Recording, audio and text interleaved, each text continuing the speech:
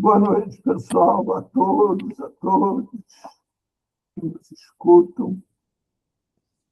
Em primeiro lugar, eu queria hoje fazer uma homenagem a uma grande amiga minha, uma psicoterapeuta chamada Ana Lúcia Caldas.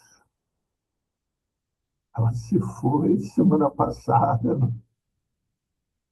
e não está mais aqui com a gente. Que ela esteja bem onde estiver. Bem, hoje, dia 8 de junho de 2026, segunda-feira, mais um Papo de Segunda. O tema hoje é sobre a dependência química, algo que, de novo, retomou a ser o assunto das grandes mídias, retomou a toda essa história. Ela tem um ciclo, que é um ciclo que acontece sempre perto de eleições, quando o poder público não encontra resposta, até porque pouco procura, né, para os excluídos sociais que vagam pelas nossas cidades.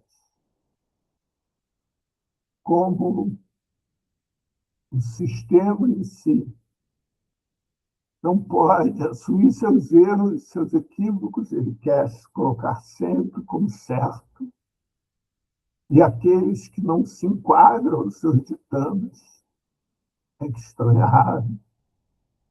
Algo que nós, no observatório, sempre aqui falamos e repetimos, e mais uma vez vou repetir. A nossa elite, aqueles que discordam dela, é ou doente ou criminoso. No caso, são os doentes mentais. E como muitas vezes doentes mentais ganham visibilidade, principalmente quando estão nas ruas, e isso incomoda por demais a sociedade, porque a presença dessas pessoas, desses cidadãos nas ruas, mostra, evidencia que esse sistema que vivemos produz também miséria, desamparo, exclusão. O poder público acha por bem tentar escondê-los. E, para escondê-los, se utiliza internações em comunidades terapêuticas atualmente. E, para justificar isso, usa o termo da dependência aqui. Mas, afinal de contas, quando é que tudo isso começa e por que tudo isso começa? O primeiro momento de toda essa história obscura é ainda na Revolução Francesa, o Napoleão, quando Rousseau, seu filósofo, que ajuda a estruturar toda a sociedade francesa, cria ao mesmo tempo as escolas, os conventos e os manicômios e as prisões. É a partir dali, numa tentativa de organizar a sociedade e dar atenção àqueles que estavam desatentos, começa a se criar espaços, aparelhos do Estado para, teoricamente, cuidar dos descuidados. Acontece que o tempo vai passando, surge a Revolução Industrial, com a Revolução Industrial surge cada vez mais a necessidade de trabalhar em indústrias. O trabalho no campo começa a ser desqualificado, a necessidade de trabalhar em indústrias pessimamente remuneradas, leva as famílias como um todo ao trabalho, pais, mães, filhos, e com isso não tem quem cuide daqueles que não têm autonomia para cuidar de si. E aí é necessário essas famílias colocar essas pessoas nos locais, que são os manicômios. Manicômios esses, com o passar do tempo, começam a assumir também um lugar para aqueles que são discriminados, como, por exemplo, muitas mulheres se negaram, se submeteram aos desejos e desígnios dessa sociedade machista, patriarcal, uma forma que a família tinha de esconder essas pessoas, era dizer que elas não estavam bem, interná-las de manicômio. O tempo passa, no início do século XX, século passado, surge a Revolução Comunista na Rússia. Essa revolução, e logo depois, a Primeira Guerra Mundial. A Primeira Guerra Mundial chama a atenção de todos. E, com isso, a Rússia ganha tempo para ir se organizando. Logo depois da Primeira Guerra, surge a Segunda Guerra Mundial. E, na Segunda Guerra Mundial, a Rússia participa decisivamente e promove uma divisão na Europa, entre a Europa Oriental e a Europa Ocidental, quando na Europa Oriental cria-se a União Soviética. Ao mesmo tempo, já tinha acontecido também a Revolução Chinesa, onde nessa Revolução Chinesa cria-se uma estrutura, um país comunista. Essa forma de governar começa a se alastrar pela Ásia, pelo Camboja, Vietnã, Coreia. Os Estados Unidos, que ao participar da Segunda Guerra Mundial, se tornam um grande herói, se torna um libertador a partir do momento que ele vai, com a entrada dele na guerra, e os aliados conseguem superar o nazismo, acha que tudo tem que ser resolvido na força. Invade o Vietnã, primeiro invade a Coreia, e é expulso de lá a pontapés, sendo obrigado a admitir a existência da Coreia do Norte. Depois, no Vietnã, já tinha expulsado os franceses. Os Estados Unidos é expulso também, e o Vietnã se torna um país comunista. Com isso, a ordem mundial começa a admitir que existia um outro sistema político. Início da década de 60, no final da década de 50 e início de 60, acontece a Revolução em Cuba, onde Fidel Castro e seus aliados expulsam os norte-americanos de lá e estabelecem lá também um regime comunista. Na América do Sul, começam a surgir diversos pontos dos países, diversos países, movimentos onde querem ter voz própria e poder estabelecer regimes políticos independentes da vontade dos norte-americanos. Os norte-americanos, sendo um país teoricamente propagava a democracia e o respeito ao voto popular, tem que criar algo urgentemente para impedir que se alastre pela América Latina e América Central e por todo o mundo. Um regime diferente do regime deles, que era o regime capitalista, que era não, que é. E aí Richard Nixon, em 1971, cria a guerra às drogas.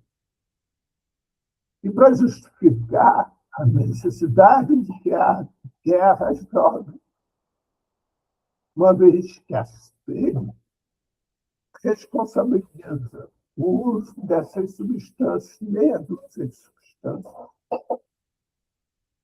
como sendo a responsável pela destruição das famílias e do regime justo, que seria o regime capitalista, é criado o termo da dependência química.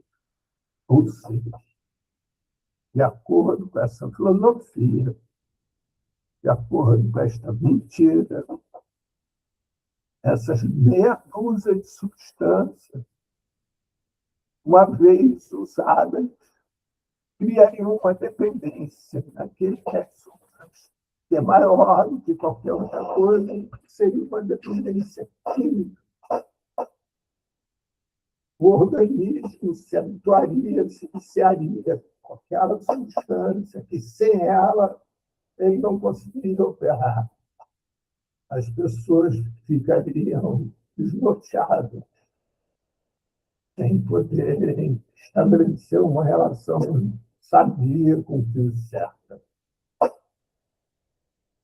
É interessante tudo isso, porque a informação e a propaganda feita em torno desta questão supera fatos históricos, como, por exemplo, a lei seca implantada nos próprios Estados Unidos, que passou a proibir o uso de bebida alcoólica, a fabricação, produção, venda de bebida alcoólica.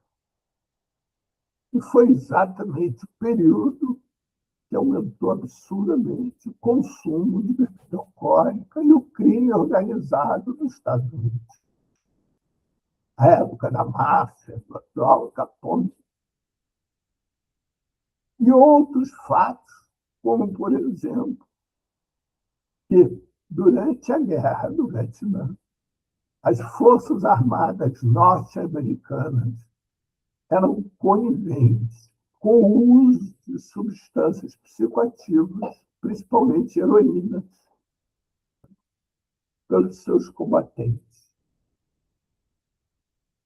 O encerramento do encerramento da guerra do Vietnã trazia um enorme pânico ao governo norte-americano, porque, teoricamente, retornariam para os Estados Unidos 300 mil combatentes norte-americanos guerreados no Vietnã, usuários de heroína. Seu retorno para os Estados Unidos provocaria um caos na sociedade norte-americana, porque aumentaria muito o consumo de heroína nos Estados Unidos. Com isso, aumentaria muito o comércio da heroína e, consequentemente, o crime organizado. E o Estado norte-americano não sabia como tratar, uma vez que, na época, ainda se acreditava, e foi espalhado, que a dependência química era algo incurável.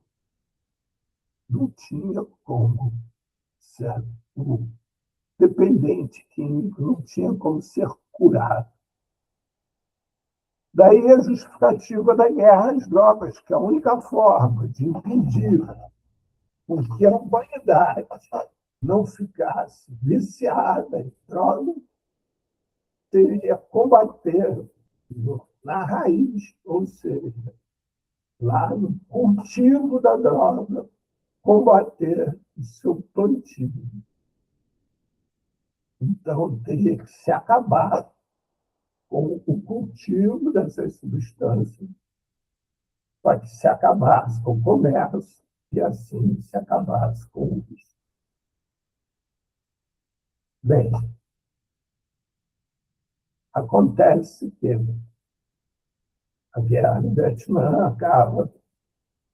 Quando acaba a guerra do Vietnã, os combatentes norte-americanos retornam aos Estados Unidos. E como a história nos conta, não houve causa alguma. E aí o governo norte-americano fica perplexo, sem entender por que não tinha havido causa. Uma vez que, teoricamente, teriam derrotado 300 mil ex-combatentes, homens e mulheres, usuários, viciados em heroína. O governo norte-americano separa 100 mil fichas de ex-combatentes que haviam se declarado viciados em heroína e consulta um deles. Eles chegam à conclusão que 87,3% desses usuários, ao retornarem dos Estados Unidos, param de usar heroína livremente. Desses 12,7% restantes, em torno de 8% param de usar heroína com auxílio profissional. E só entre 4% e 5% não havia parado de usar, sendo que a grande maioria desses 4% a 5% não queria parar de usar, e continuar usando como entretenimento. Mas nem assim o governo Nixon permite que essas informações sejam divulgadas, porque se forem divulgadas, acaba com a justificativa da guerra às drogas. E é interessante porque a suposta ciência sequer parou para olhar que drogas eram essas que estão sendo colocadas como viciantes. Sequer parou para observar que essas drogas são consumidas pela humanidade desde sempre. A primeira guerra que existiu na humanidade, tendo como motivo a droga, foi a guerra do ópio, uma vez que o chinês tinha por hábito usar ópio em grande quantidade.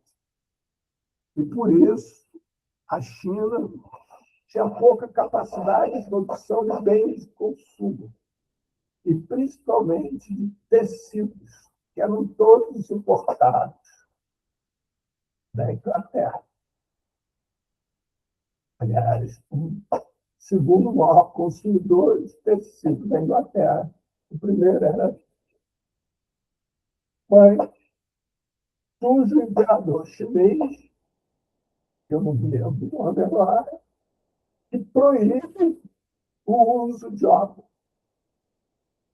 Com isso, o povo chinês para de usar ópio, começa a produzir bens de consumo.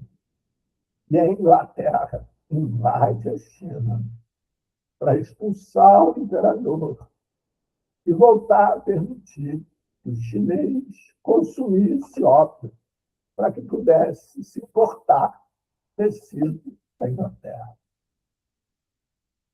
Mas nada disso é divulgado em massa. Tudo isso permanece sempre escondido,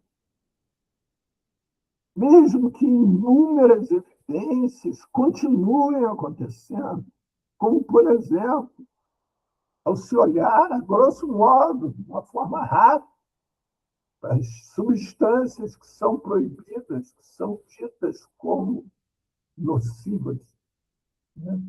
Se observa que todas elas têm origem em culturas aonde existe interesse geopolítico do governo norte-americano.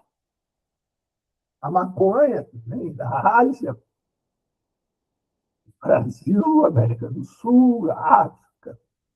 A cocaína vem da América do Sul, heroína da Ásia, ópio da Ásia.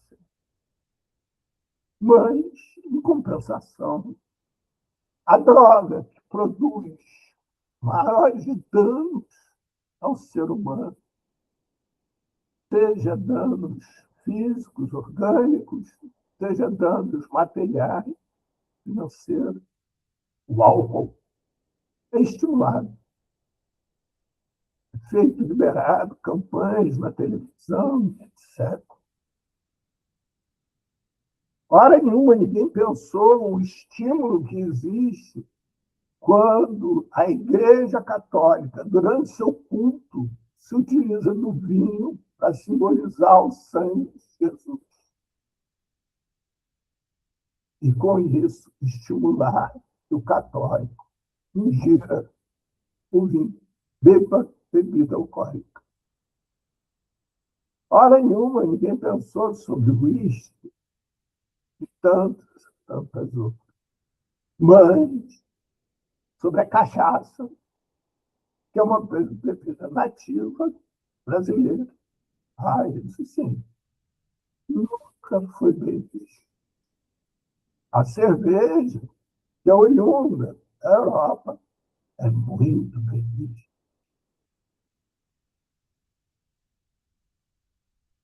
Assim, com o passar do tempo, vai ficando evidente para muitos que essa questão da dependência química e a nomeação dessas mesmas substâncias nada mais passa do que interesse econômico. Alguns países começam a liberar o uso da maconha. Nada acontece. Muito pelo contrário, a criminalidade diminui, a violência diminui, a ponto de, no ano de 2024, ter sido feita a Copa de Futebol da UEFA na Alemanha. E a polícia alemã, véspera da Copa, foi para a televisão fazer uma campanha sugerindo aos torcedores de futebol que, em vez de usarem bebidas alcoólicas, principalmente chope, e fumassem maconha nas suas comemorações.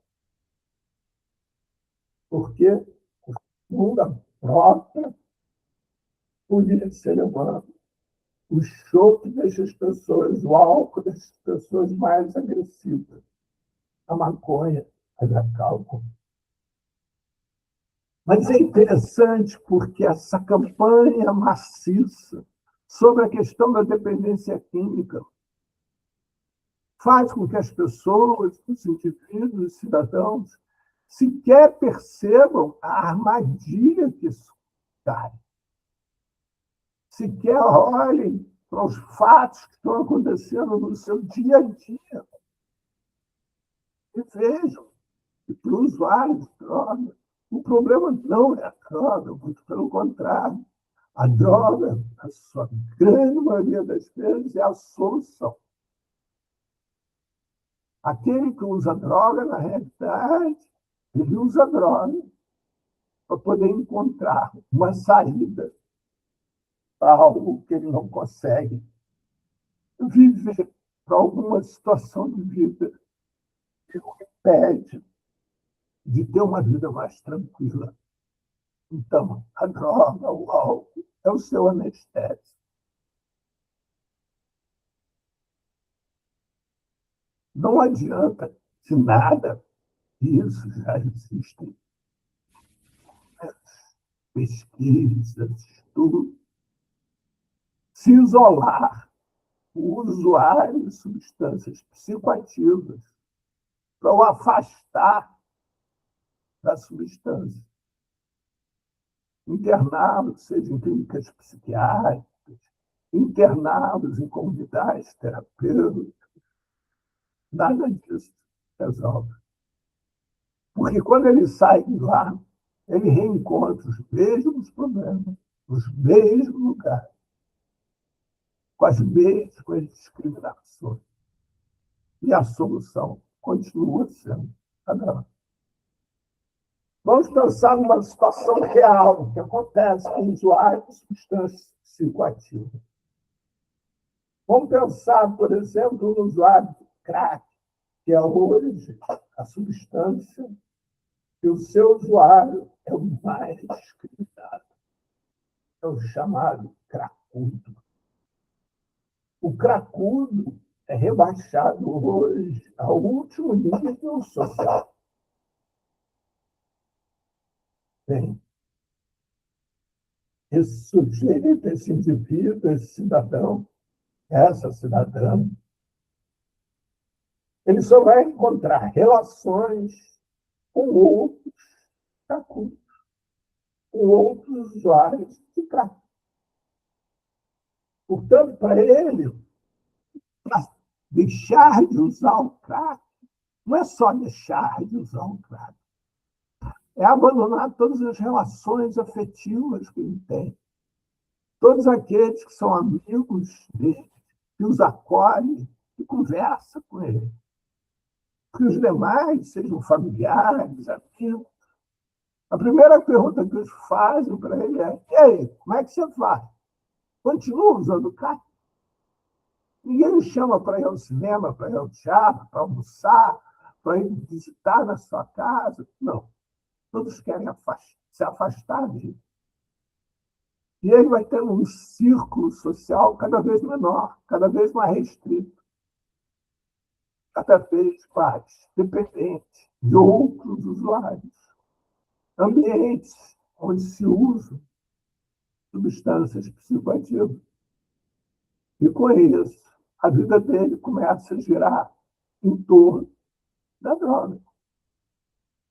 Porque não se oferece outro espaço para ele. Não se oferece outro lugar para ele. E isso ainda tem um estigma de como existe a dependência química.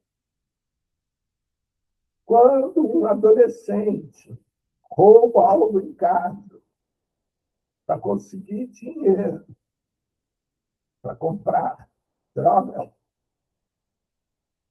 toda a família justifica, porque ele é dependente químico. Se outro, que não é dependente químico, rouba também, ele é castigado. Então, a droga acaba servindo como álibi para que ele faça o que é proibido para todo o restante. E nesse envolvimento cada vez maior da sua vida no entorno da droga, e competição familiar cada vez maior, dele transgredir as ordens, porque ele é dependente, que ele acaba se tornando um ser antissocial, efetivamente. Onde o diálogo dele com que o cerca é a violência. Seja de pessoas que chegam a ele, são violentas com ele, fisicamente, moralmente, afetivamente. Ou seja, dele com as pessoas que o cercam. É a linguagem que ele conhece. É a única linguagem que lhe é possível. Então, o movimento de estabelecer com que esse indivíduo seja um doente, incurável, acaba levando a um beco sem saída. Não existe outro lugar para ele estar que não seja na companhia também de usuários de droga, cujo tema é a droga. Isso a gente pode pensar uma série de coisas. Aqueles, por exemplo, que estão com peso acima do desejado e resolvem fazer dietas, chega uma hora, os amigos, as relações deles são com outras pessoas que também fazem dieta. Porque se ele for almoçar com um grupo de pessoas que não tem essa questão, para ele é muito difícil estar presente num lugar onde se passa tanta gostosura na frente dele, ele não pode comer. É assim com todos na vida. Não existe nenhum exame clínico que comprove que uma pessoa tenha potencialmente possa vir a se tornar um dependente químico. Não existe nenhum exame clínico que demonstre que o fulano ou Beltrano é dependente químico. O que existe é, para aqueles usuários intensivos de alguma substância, de fazer exames clínicos que comprovem que aquele indivíduo está com o organismo encharcado por uma determinada substância. Mas, se nós pegarmos outras pessoas e os submetermos a exames clínicos, jamais saberemos quem ali é quem. Assim como os resultados de sucesso por internação involuntária em clínicas terapêuticas de usuários de substâncias de droga, o índice de sucesso é somente de 2,5%. Em cada 100 pessoas internadas, 3 obtêm sucesso. Ou seja, não consomem droga pelos próximos 5 anos de sua vida. Então, eu uma vez já contei esse caso aqui e vou contar de novo, porque ele é bastante emblemático. Durante um período, há bons anos atrás, sei lá, por 2018, por aí, nós, no Observatório, nós fez uma série de palestras no município de Maricá, né? Principalmente o Dan Small e o Bruce Alexander, que eram os palestrantes, sobre a questão do uso de substâncias psicoativas. Bem, na plateia juntava muita gente. A ideia, quando começamos, era uma vez por mês, aos sábados à tarde. A ideia, quando começamos, como eu dizia, era ter em torno de 20 a 30 pessoas. No final, quando surgiu a pandemia, são mais de 200. Para vocês terem ideia, não tinha mais nenhum auditório em Maricá com internet que coubesse o número de pessoas que se interessavam e queriam participar. Bem, mas tinha na plateia um homem que, durante uma posição do dano, ele se levantou e se identificou como dependente químico. E, ao lado dele, se levantou uma mulher que era a esposa dele. E essa pessoa, a esposa, acompanhava o homem a todo lugar que ele ia, de tal maneira que ele não fizesse uso de cocaína. Ele era professor do Estado, concursado, dava aula nas escolas públicas de Maricá, e a esposa dele o acompanhava, inclusive, durante as aulas. Nesse dia, Kant explicou para ele demoradamente. Não existia dependência aqui. Ele saiu desse encontro reclamando, esbravejando, dizendo que estava errado, que o psiquiatra garantia que ele era dependente químico. No mês seguinte, era a vez do Bruce, e lá estava o mesmo homem com a esposa, e dessa vez com o psiquiatra. E o psiquiatra estava lá para desmentir Bruce na frente de toda a plateia a respeito da dependência química.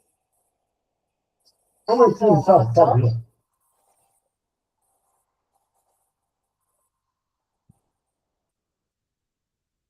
Mas o psiquiatra estava lá para desmentir toda aquela história e comprovar que existia dependência química. E no debate com o Bruce, ele acabou por um determinado momento, ele se viu completamente sem argumento, teve que admitir que ele não tinha como comprovar que existia dependência química. E assim, o professor, ele era professor de geografia. O professor de geografia saiu desse debate com uma pulga atrás da orelha, se ele era dependente químico ou não. No mês seguinte, retorna ele para o debate, dizendo que ele tinha conseguido passar alguns dias naquele mês sem consumir cocaína e sem ter a mulher ao lado. No outro mês, retorna ele, dizendo que ele estava há um mês sem consumir cocaína. E realmente ele não era dependente. Todos que estavam na plateia, junto com ele, nós comemoramos, etc. E quando foi retomado o debate, de repente, entra a esposa dele, senta-se longe dele, lá no fundo da plateia, um semblante muito triste. E aí, Dan pergunta para ela o que estava acontecendo. E ela, aos prantos, começa a chorar e dizendo que queria o marido dela, dependente químico, de volta. Que ela tinha passado os últimos anos da vida dele acompanhando o marido. E sem isso, ela não sabia o que fazer da vida dela. Ela não tinha mais nenhum motivo para viver, porque a vida dela tinha se resumido a tomar conta do marido. E se o marido dela não precisava mais dela, ela não tinha mais razão para viver. Pouco tempo depois, essa mulher se suicidou. Então, esse é o espanto das pessoas quando as pessoas descobrem que não existe dependência química.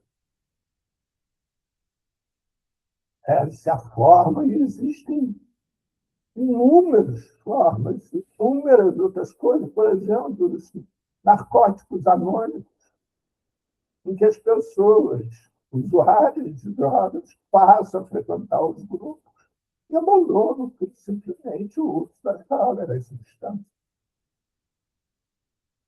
Mas a grande mídia insiste, os religiosos, principalmente, insistem muito, porque é a forma que eles têm, né, de fazer algo acontecer que, teoricamente, a ciência não saberia explicar, ou seja, que a pessoa, quando se torna um usuário de substância, quando se torna religioso, para de usar, isso é identificado como sendo um milagre, quando na realidade não é nada disso. Ou seja, nós vivemos agora, há pouco tempo, o Trump, para invadir a Venezuela, ele inicialmente inventou a história que o Maduro era chefe de uma quadrilha de tráfico de drogas. Depois, ele levou, raptou o Maduro para os Estados Unidos. E a hora que o Maduro foi na primeira audiência, o governo norte-americano não tinha nenhuma prova que demonstrasse que Maduro era traficante de drogas. E mesmo assim, o Maduro continua preso. Mas esse é um velho argumento que é sempre utilizado.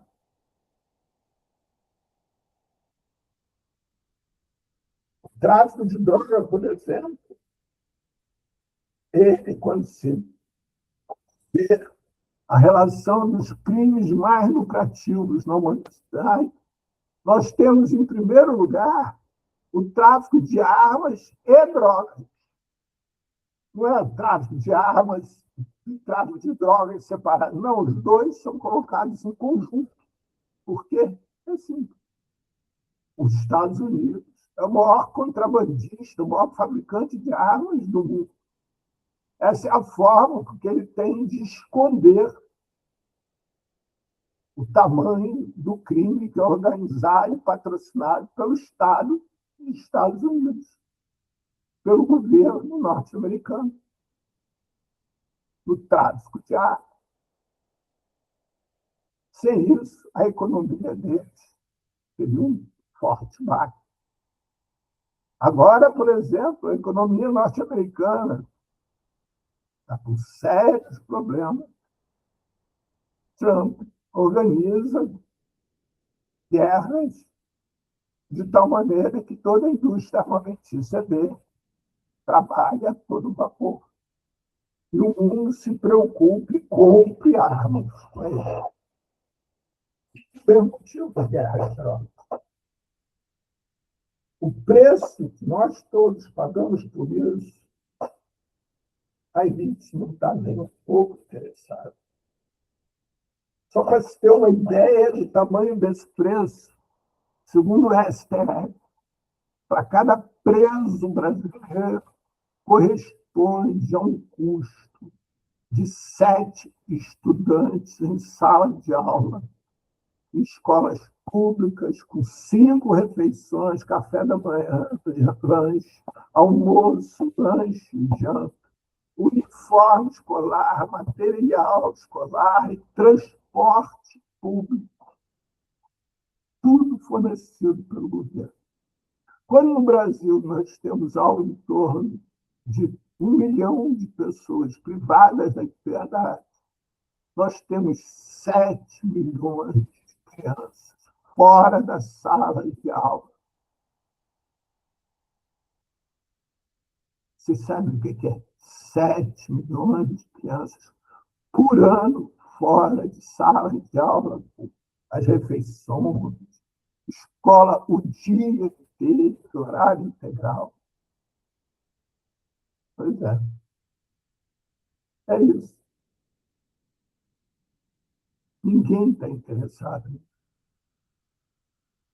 O que está interessado é a polícia subir as comunidades, invadir as comunidades, sob a justificativa, está combatendo o tráfico de drogas. E lá, matar tantos e tantos crianças, mulheres.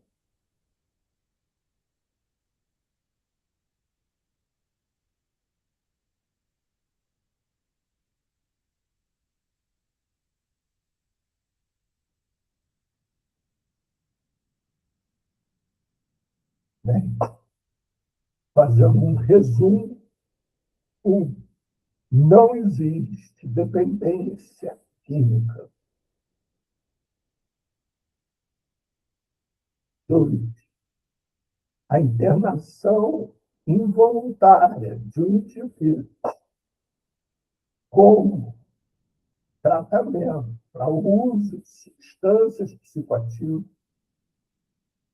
só agrava o problema, não resolve o problema.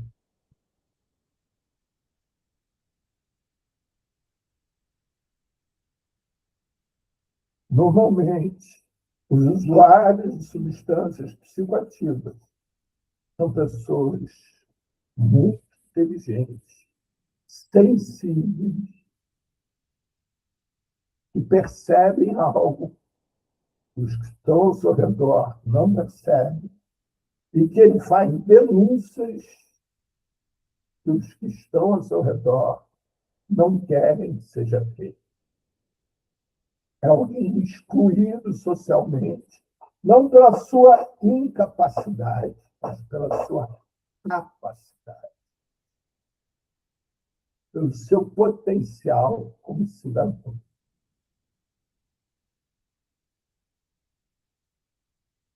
Nós, aqui no Observatório, recebemos com muita frequência pessoas usuárias de substâncias psicoativas ou vários outros tipos de adição. Para nós, do Observatório, adictos são todos aqueles que se identificam como tal. Quem faz o diagnóstico, se ele é adicto ou não, é o próprio, não é um terceiro. E o que é ser um adicto? É quando um indivíduo introduz algo na sua vida que ele quer retirar e não consegue. Então, vamos lá. Suponha, vou dar um exemplo extremamente simplista, para que todos entendam. Suponha que alguém quebre uma perna, e esse alguém vai precisar imobilizar a sua perna. Para ele poder andar com a perna imobilizada, ele vai precisar da ajuda de uma pegada, de uma muleta. Aí, ele vai tirar essa imobilização. Para ele poder continuar andando, ele vai precisar de novo continuar com a bengala com a muleta. Para ele poder abandonar a bengala, ele vai precisar de alguém que o ajude a reaprender a andar com aquela perna, para que ele possa se sentir seguro de novo de caminhar sem a ajuda de um aparelho externo. Então, esse indivíduo tinha se tornado um adicto da bengala. É muito comum, por exemplo, um sujeito que é viciado, é adicto de uma substância psicoativa, uma droga, e da prática de esporte, e passar a praticar esporte.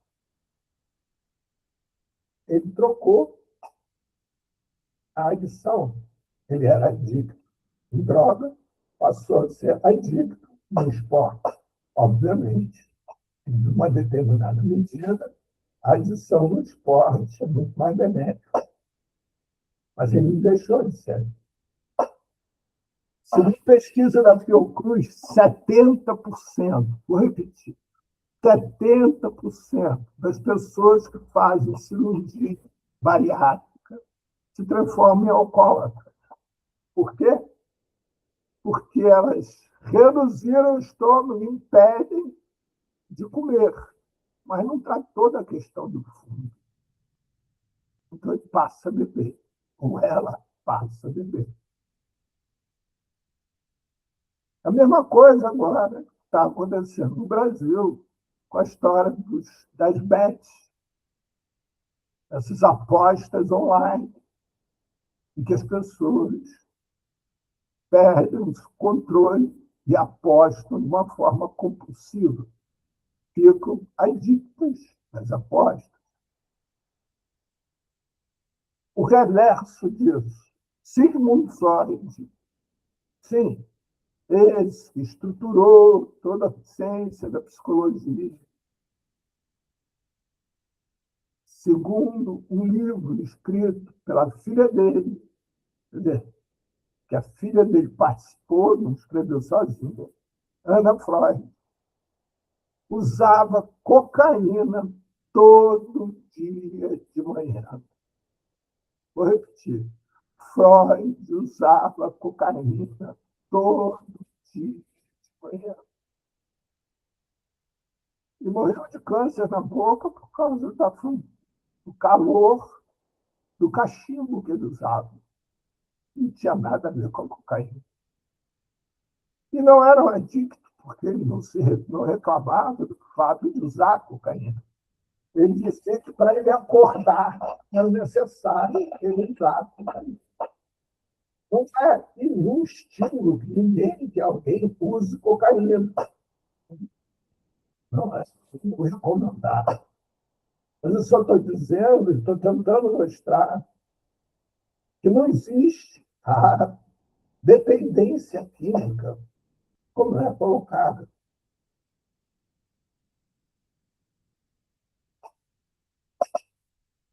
Vera, você tem alguma questão? Alexandre, tem alguma questão?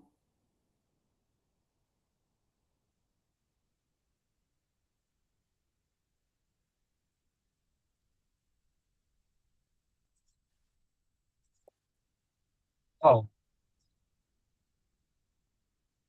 Ou não, Alexandre?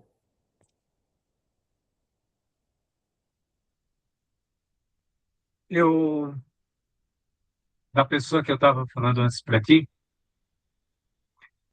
a, uma família em que essa pessoa deve ter 50 anos, ela sempre, desde jovem, usava, pelo que eu sei, usava maconha. E hoje, com a mãe dele, com 85 anos, e há uns 5 anos atrás eu disse para a mãe, deixa o filho à vontade lá na garagem, não fica lá querendo monitorar o filho dela, se está fumando cigarro, se está fumando o baseado, deixa ele à vontade. Assim, diz para ele, ó, tu fica lá na garagem, lá, fuma lá, e só não fuma dentro de casa, e realmente ele não fumava, que eu deixa ele à vontade, não fica lá preocupado. Porque eu acho que a pessoa, quando vai usar, ah, tem essa questão que fica mais ansiosa se a senhora fica lá observando ele, ele fica lá preocupado, de repente ele não quer que a senhora se incomode, não quer. E toda essa ansiedade que vem em cima de estar fazendo algo que vai desagradar o outro, né? Eu fico imaginando pessoas que têm uma condição de saúde, de repente, um pouco mais lenta, um pouco mais. é, e que façam consumo de ilícito.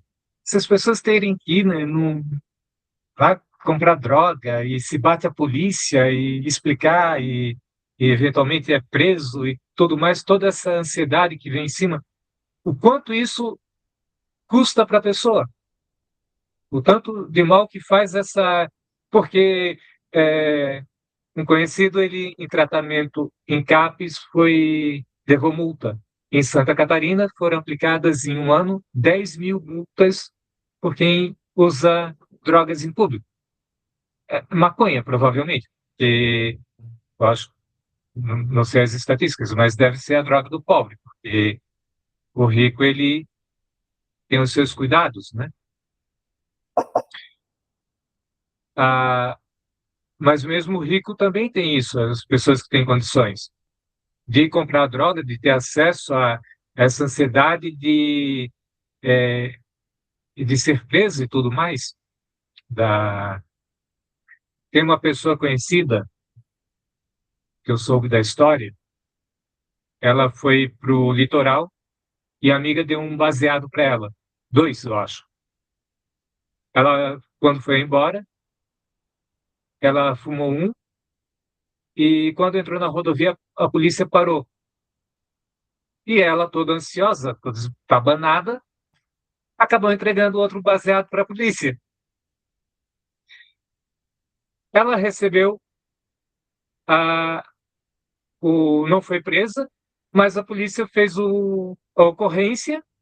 Ela foi para a cidade dela a 3, 4 horas de viagem, com compromisso de voltar depois de uns 3, 4 meses numa audiência.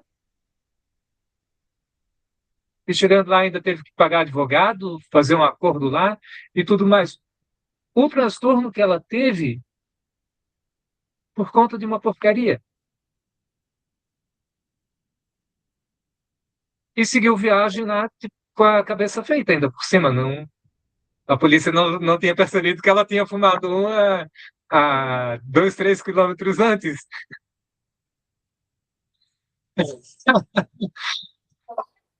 O absurdo da. Então, assim, é, o que leva a isso? A, até que ponto? E as pessoas, ah,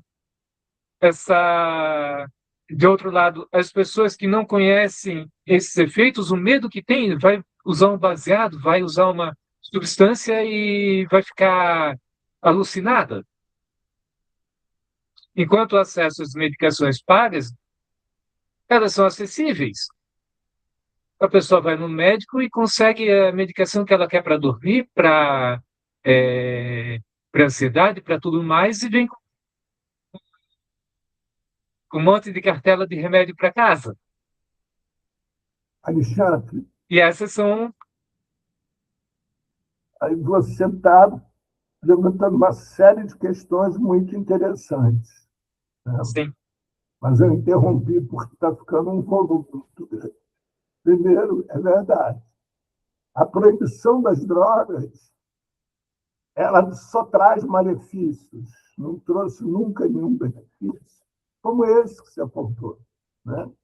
E o usuário, principalmente das classes mais baixas, eles têm que ir até a boca, têm que ir até o lugar onde tem a venda para comprar.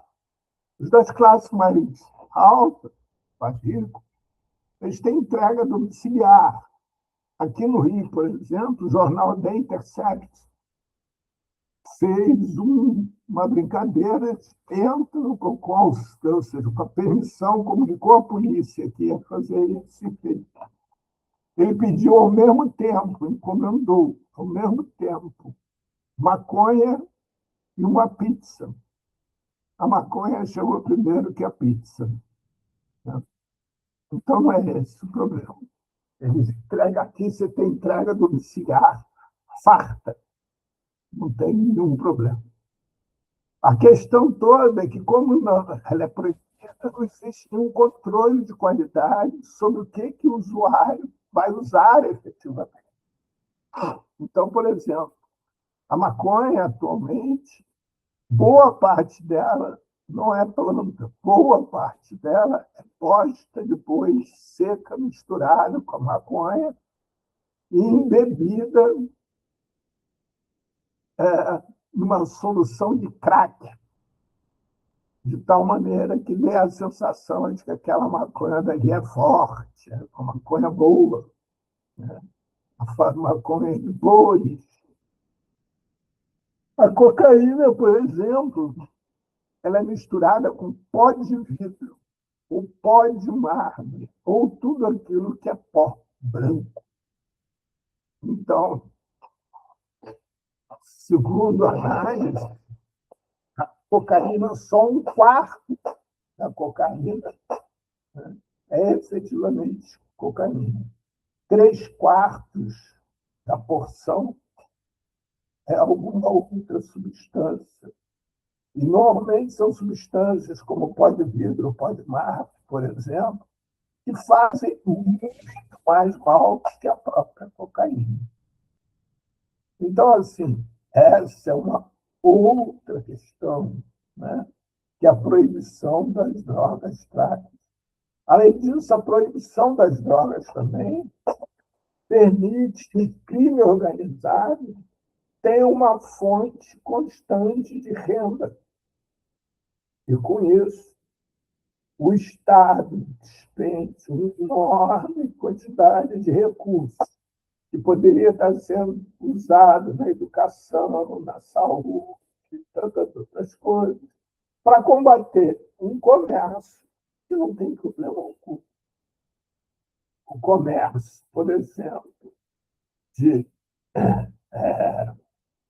álcool é muito mais danoso que a maconha, o uso de álcool, de bebidas alcoólicas, é muito mais danoso que da maconha. Então, não existe nenhum benefício, além da justificativa, além de ser uma justificativa para que o poder público promova ações violentas em comunidades de baixa renda, onde também se comercializa essas substâncias. Porque, obviamente, um comércio de bilhões de reais, ele não se concentra numa comunidade de baixa renda. Né? Não é na comunidade de baixa renda que se fabrica fuzis, armas. Não é em comunidade de baixa renda que se planta, que se cultiva, que se industrializa as substâncias. Isso vem da alta elite. Mas isso ninguém fala.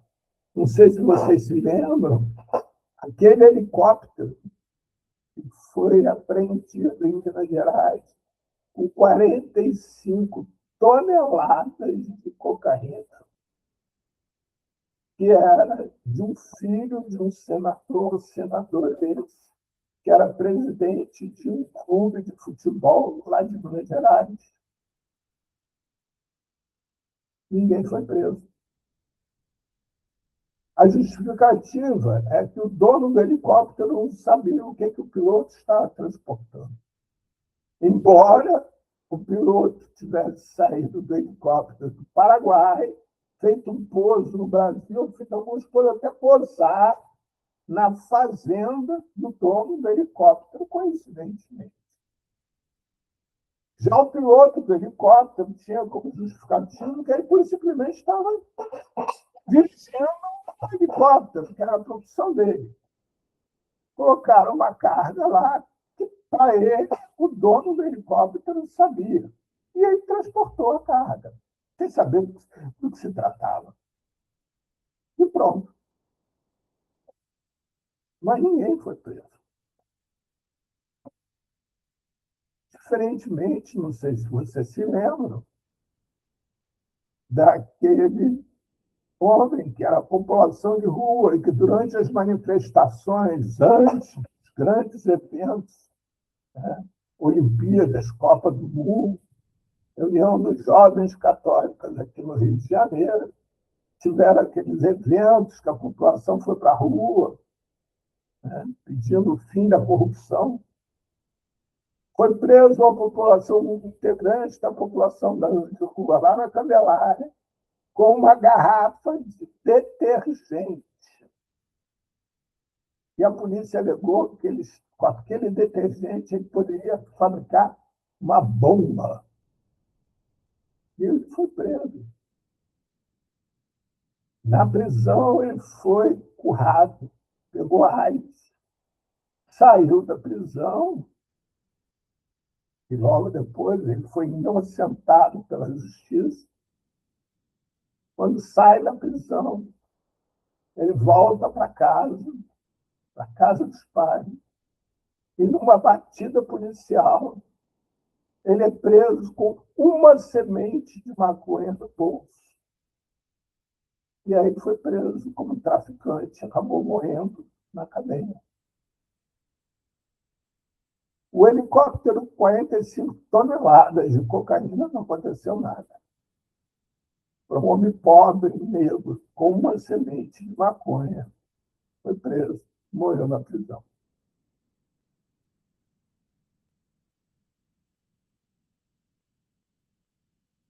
Sim, é verdade, Alexandre. A pasta base é produzida na Amazônia brasileira. Não é mais nem na Colômbia, nem no Peru. Porque lá os Estados Unidos conseguiram implantar bases militares. O Brasil é o único país da América do Sul que não tem base militar norte-americana. Bem, eu espero que nessa conversa da gente de hoje tenha ficado claro, evidente, que a dependência química nada mais é do que um artifício criado pela elite para poder sufocar movimentos sociais que não sejam de seu interesse. E que a forma de tratar daqueles que querem parar de usar qualquer tipo de droga, seja legal ou ilegal, não é prendê-los, escondê-los, interná-los, é acolhê-los, escutá-los.